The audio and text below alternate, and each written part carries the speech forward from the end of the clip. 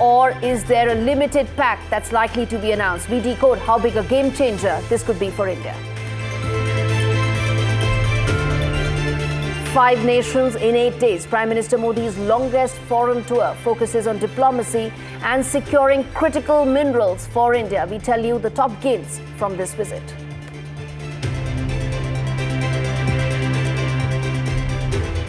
Pakistan is now a laboratory of Chinese arms. Big statement by Indian Army says Operation Sindoor saw the China-Pakistan nexus widen to also include Turkey.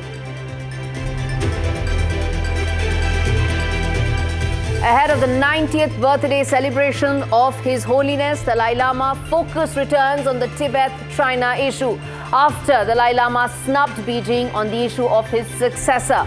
Celebrations to begin in Dharamshala on the 6th of July.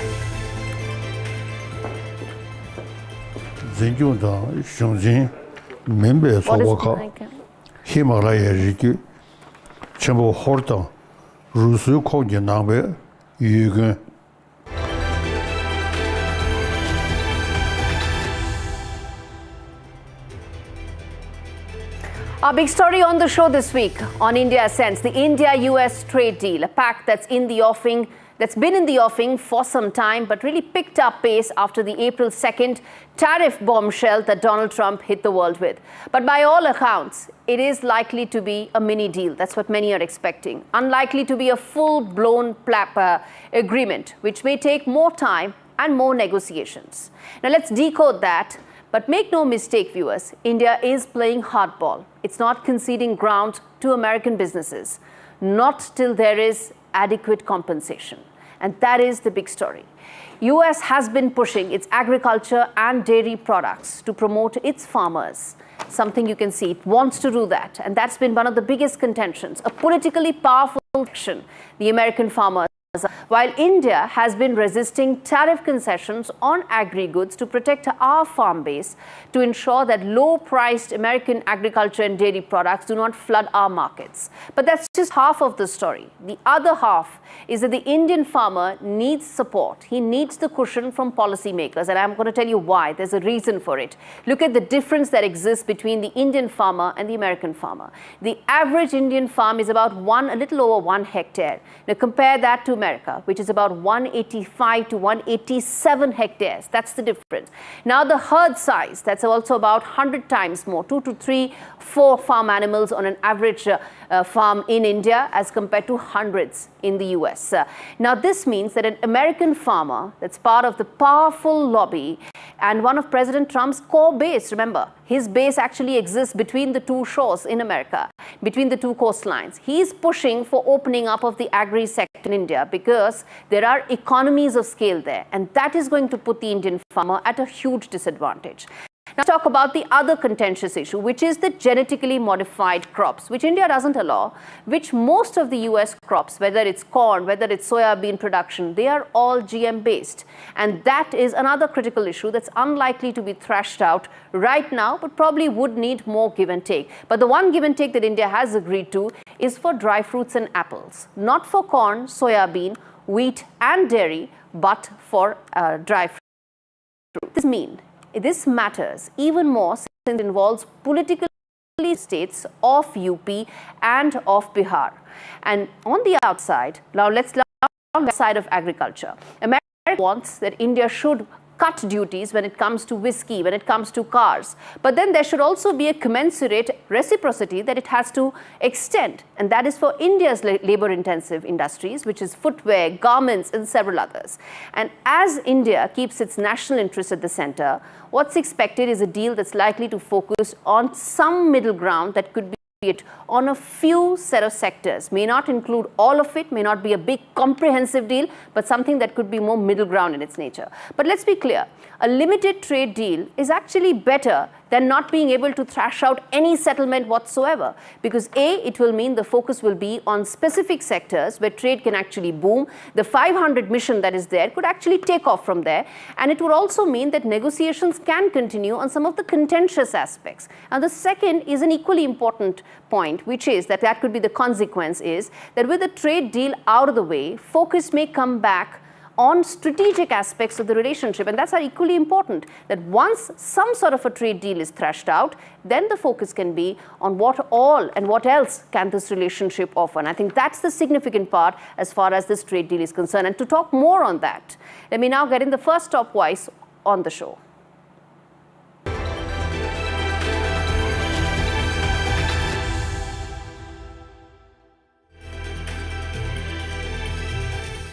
The Indo-US Chamber of Commerce Secretary joining us, which is President Mr. A. Shekhar joining us. So let me start by asking you the first thing, which is that how do you see this trade deal in terms of its potential, its impact? As I said, India and US, from Indo-American Chamber of Commerce perspective, what we would like to say is, because we have been taking a lot of inputs from our members. We have our 1,800 strong members. The main thing is, we know that the deal is around $210 billion to grow to 500, which is so India's largest trading partner for last year has been United States. So it is extremely big for us that this deal has to go, which is good for both the countries. And for USA, we are the 9th largest trading partner. And USA is looking forward to working with us to see that they can have better supply chain resilience. All right. Then, Mr. Shekhar, let me ask you this, and that's at the crux of how one views this trade deal, which is it better to have a limited trade deal, get it out of the way, rather than to keep having long-drawn negotiations over a comprehensive trade pact that may actually take longer because there are political interests at stake as well? Yes, agriculture and dairy products are, one of the things is both they are politically sensitive is one. Not only that, what is most needed is that, we have to understand that the Indian agriculture is all on, small farmers, an average size of about 2.5 acres. Whereas the American ones are all in the numbers which could be, say, 1,000 times of the size or so. So, and that makes a big difference. So naturally, it is not a level playing field when it comes to that. Similarly, when you look at the dairy, we work on a very a large cooperative systems, and there are multitudes of sources on which, and smaller ones which are there. So these are naturally, it's not a a clear level playing one. So every government will have to see what is right for them. And it's not only that, but US can offer many other things. We have a lot of energy requirements, which US can definitely help us. And I think that should also be there. We will definitely have some amount of more of agricultural products which may come in. What is more worrying us is that we are to ensure that we have a sort of a stricter quota on anything to do with genetically modified products. Okay. So those are of ones which probably our country would take a lot of care to see that we don't disrupt the chain which is right now operating. Okay, I'm going to leave it there, sir. Thanks much for speaking to us.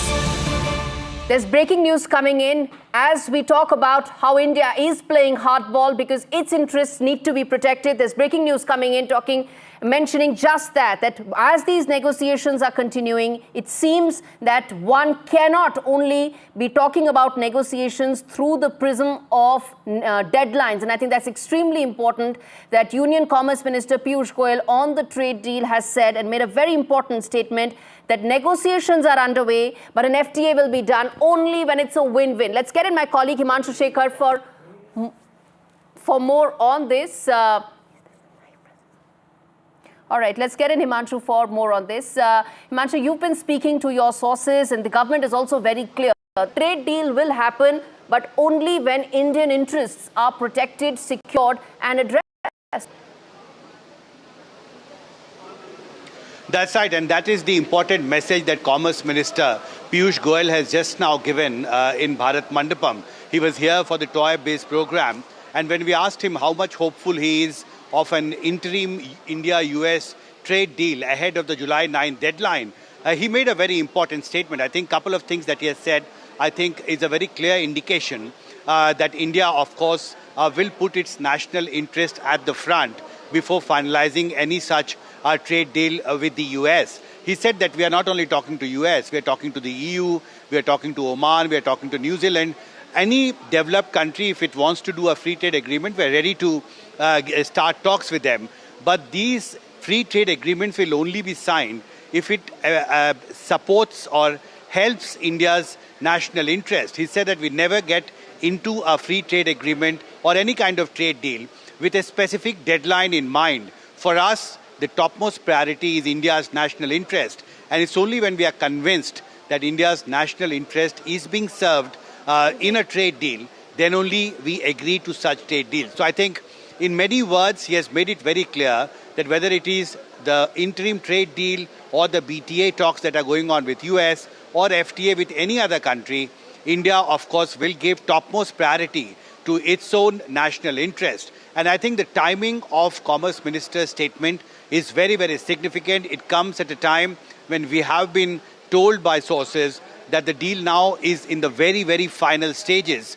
Some officials even are indicating that this could be imminent. It all up to now US President Donald Trump to take a final call on what agreement has been reached between the official level talks between India and the US. So I think it's a wait and watch situation, but Commerce Minister very categorically making it in very clear terms that we will have a deal only if it serves India's national interest. All right, I'm going to leave it there. Himanshu Shekhar, my colleague, giving us the very latest there. A deal will happen, but a deal will happen on India's terms. That's the big story there. A trade deal is in the pipeline. There are expectations that it could be 24 to 48 hours as well. But again, negotiations are continuing, but a deal will take place only when it serves Indian interests, protects our interests, and addresses the concerns that we've been flagging. Before that, there is no deal on the table, and that's what Himanshu was telling right there. All right, viewers, that's the big story that we are tracking right now in terms of the trade deal. All right, shifting focus now to the first wide-angle story on the show. Viewers, last month, the world watched as Operation Sindoor painted the skies red over Pakistan-occupied Kashmir. India's roaring answer to the blood that spilled in Pahalgam. 26 Indian lives were lost. And what did we uncover behind the smoke and terror? Well, a reality that we've only been talking about more often than not, which is Pakistan isn't just playing with fire, it's renting the matches from China. And now, that's not just a defense partnership, it is straight-up dependency. In fact, Army Deputy Chief Rahul Singh said that. He did not mince his words when he said that this isn't a two-front threat, it's one enemy with two faces, that is Beijing and Islamabad. China treating Pakistan like a live weapons lab, testing stealth fighters, spy tech, and experimental tools of destruction. As far as India is concerned, it didn't blink. But I first want to play out that soundbite of Lieutenant General Rahul Singh. Few lessons that I thought I must flag as far as Operation Sindoor is concerned. Firstly, one border, two adversaries. So we saw Pakistan one side, but adversaries were two. India was very clear that Operation Sindoor was swift, sharp, surgical. 9 terror camps were erased, over 100 terrorists neutralized. And lurking in the shadows was Turkey, posturing as a self-declared caliphate, cheering from the sidelines while pushing propaganda wrapped in pan-Islamic pretense. When Ankara echoes Islamabad and Beijing funds the bullets, it's not coincidence, it is coordination. Ankara was once a bridge between civilizations. It now plays the court chester for tyrants, trading its credibility for clout in a conflict that isn't its own as well. But India's message to the world has been absolutely clear. It's going to take every terror threat seriously. Remember, Operation Sindoor hasn't ended. And that's a message that all three of these part of the nexus should remember. I want to play out that soundbite. China perhaps has seen is that he is able to test his weapons against, say, various other weapon systems that are there. It's like a live lab which is available to. So it's a good, that is what is something we have to be very, very cognizant about. Viewers, a quick break on India Ascents. We return on the other side with more about Prime Minister Modi's longest foreign trip and what could be the big gains for India. More on that after this break. Stay with us.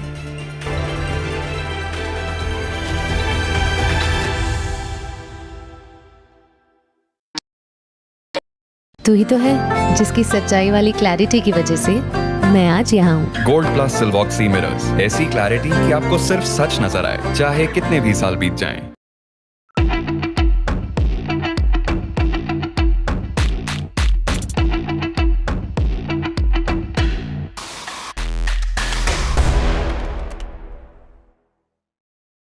I want to come now to the AMCA. I want to get into that because it is from the AMCA that this entire situation is what it is and why we're talking about it. The fact that the AMCA isn't here. No. The AMCA is a long way off. It's virtual reality. And 2 days, Vishnu, 2 days after Operation Sindoor is when the government cleared what is called the execution model for the AMCA, which basically meant that the private sector and the public sector could compete to build and develop the AMCA. But forget about who's going to build and develop it.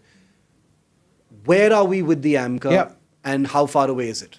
The first prototype rollout was planned for late next year. I'd be very surprised if that takes place. The first flight was supposed to take place in the late 2028. I'll be very surprised if that takes place. There is funding for at least 5 prototypes. I think there is more money being given for more prototypes.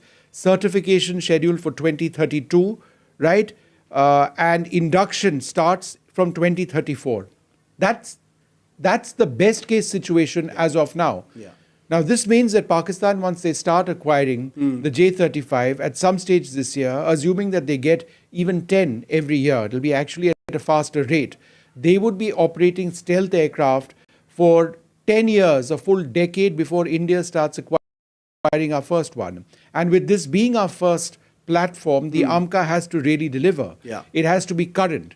And remember that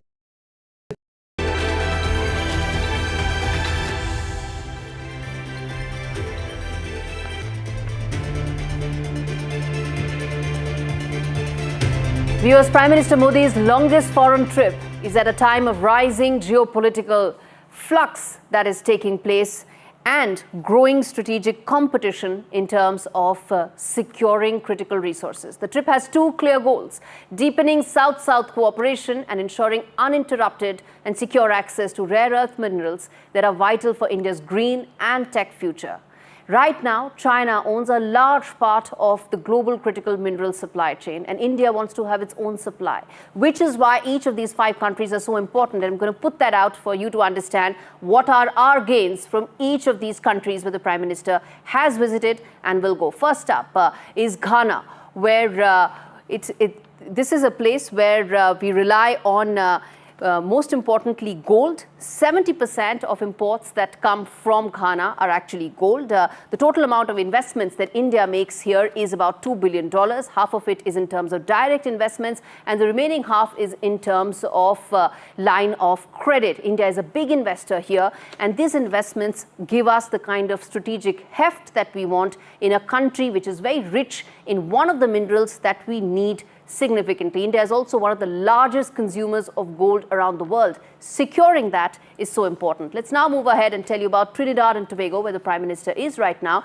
and he will be getting the highest civilian honor. Now, this is another very important country because 50% of the population here is home to India's largest Indian diaspora in the Caribbean and the Latin American region.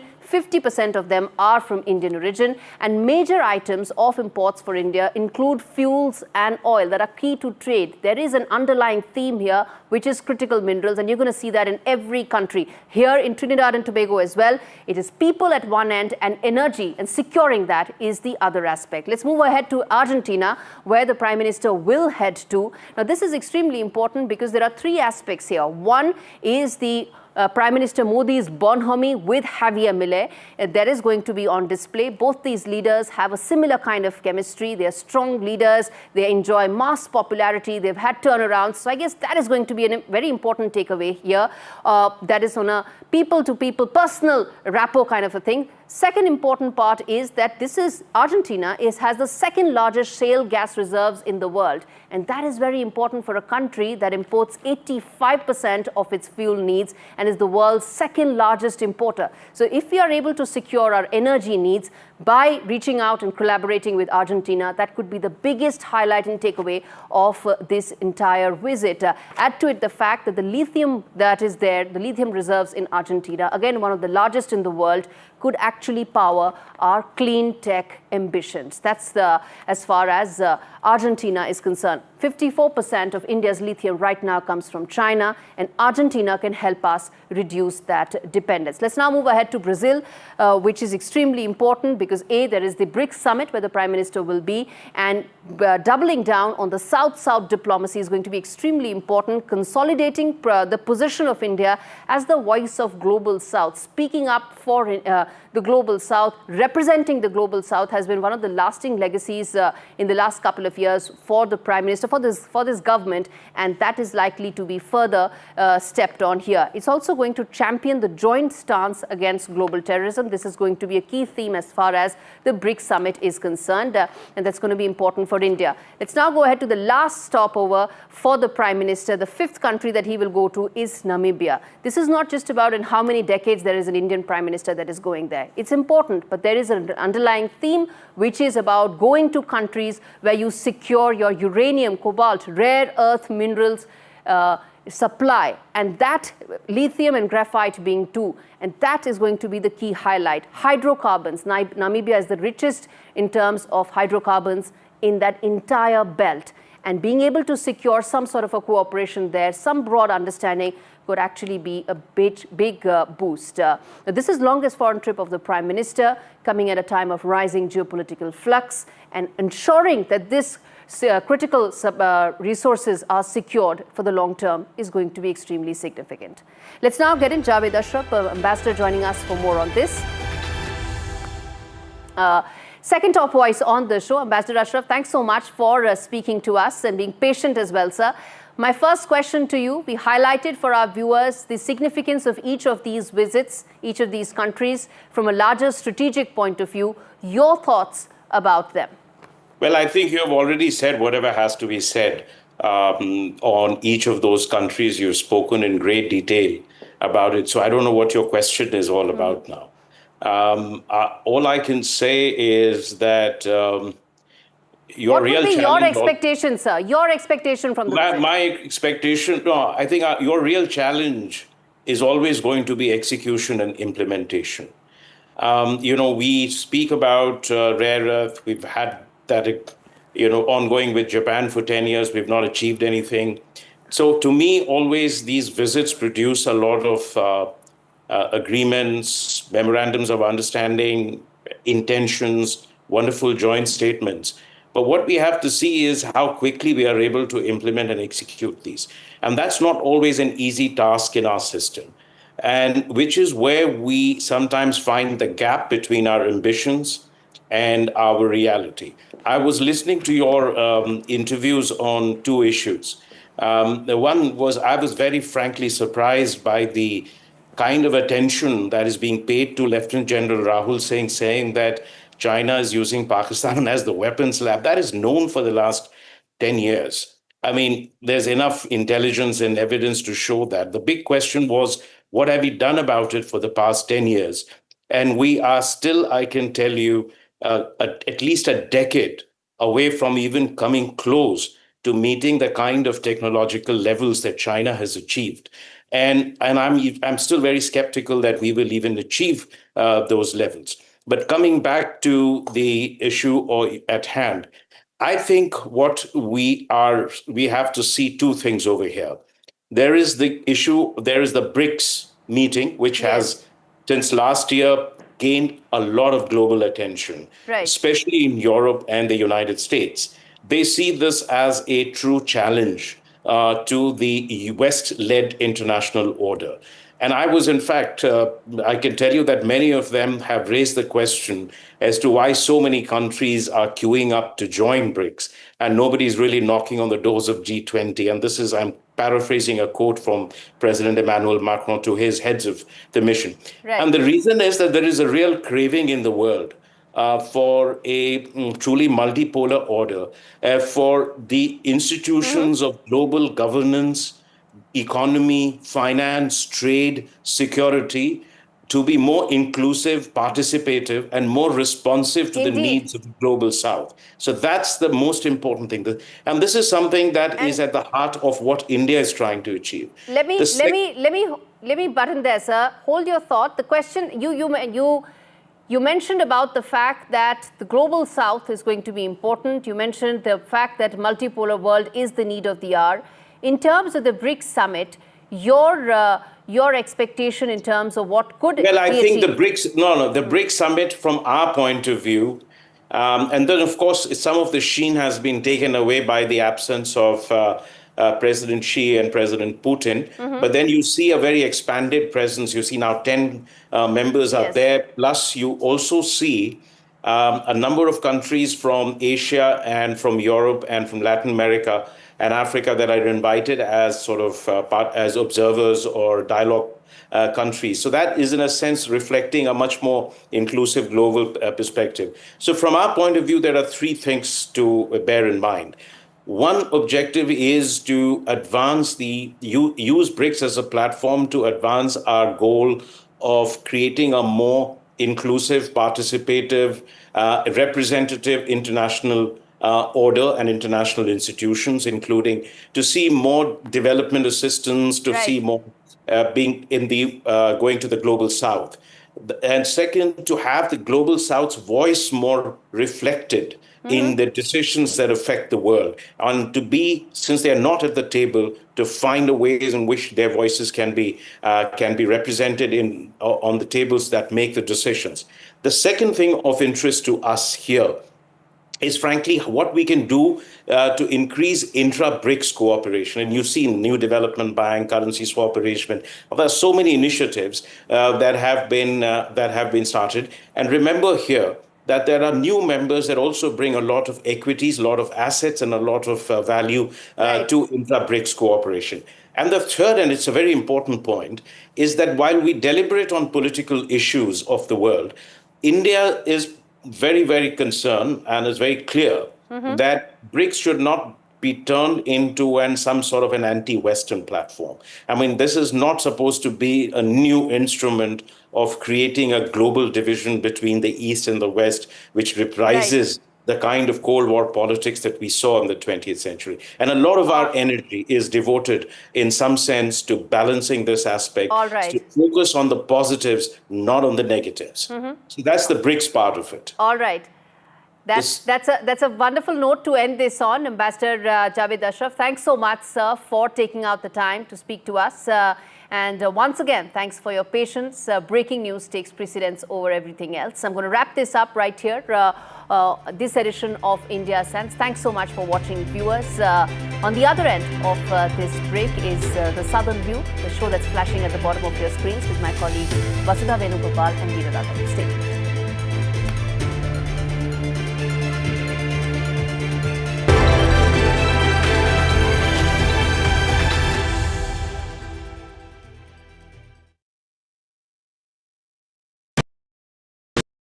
Gold plus optimistic reflective glass लगाओ, धूप की गर्मी को दूर भगाओ और बिजली का बिल भी बचाओ।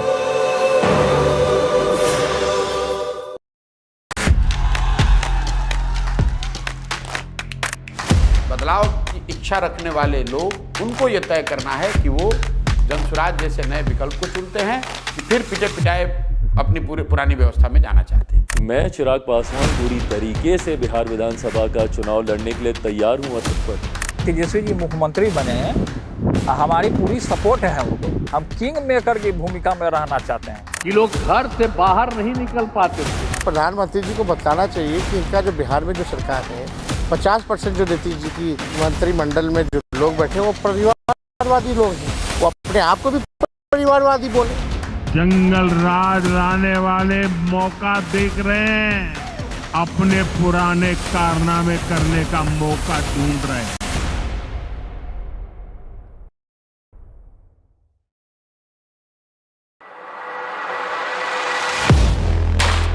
Do you really know the company you invest in?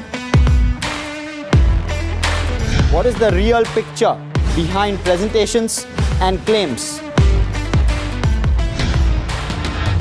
Is the outlook as rosy as the company claims? Know Your Company, powered by NDTV Profit Research, shines a light on the biggest stock market movers.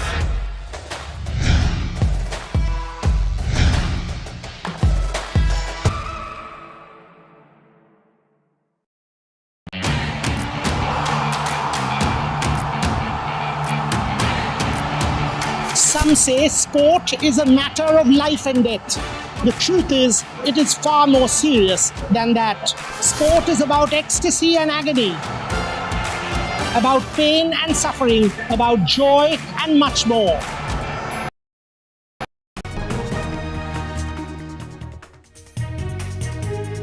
Hello and welcome to the Southern View. I'm Veera Raghav and time for me to say namaskaram, namaskara, baunnara, nallar kingla vasudha. Vanakkam Veera and lots of namaskars to all our viewers. Lots lined up for all of you on how Vijay is planning a strategy to topple the DMK, or is it just going to be star power? That's right, that's our top focus. We'll also focus on the sharp exchange over the Kavadi Yatra in Uttar Pradesh and is your vehicle okay in New Delhi? But first, let's take you through the headlines this hour.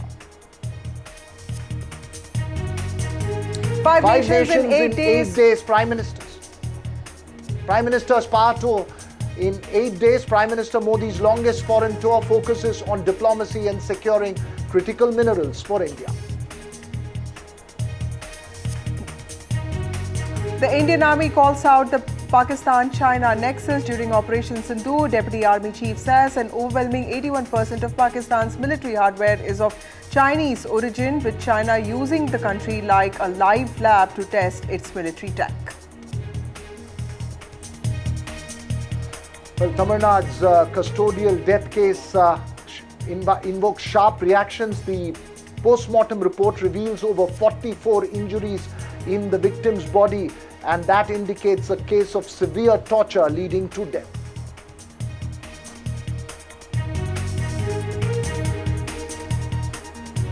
Well, first up this evening, star power okay, but what's the strategy for actor Vijay's Tamuraga Vetri Karagam? The party held a much hyped executive committee meeting today and formally declared Vijay as its chief ministerial face, and also categorically ruled out being part of any alliance with the BJP. With the AIDMK already in an alliance with the BJP, is the TVK geared up to go it alone? And does it have the strategy and organization, Vasudha, to turn star power into votes and seats? Absolutely, Veera. Vijay, who led that executive committee meeting today, took on Home Minister Amit Shah over Tamil Nadu's two-language policy and imposition of Hindi on the state. He also spoke on the delimitation issue.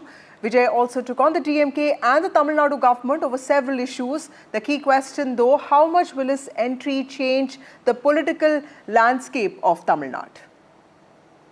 That's right. It's the biggest X factor, Vasudha, in the state, and it's a tough one to predict. Certainly a powerful star, but can he turn it into votes and, more importantly, Vasudha, seats? Absolutely, Veera. He's also positioned himself categorically against both the DMK and the BJP. He can't have any understanding with the AIDMK as long as there's a BJP-AIDMK tie-up. But could he have a tacit understanding is what everybody is talking about.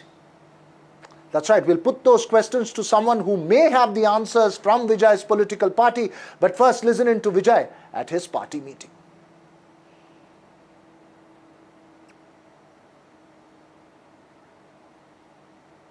Well, to take the tough questions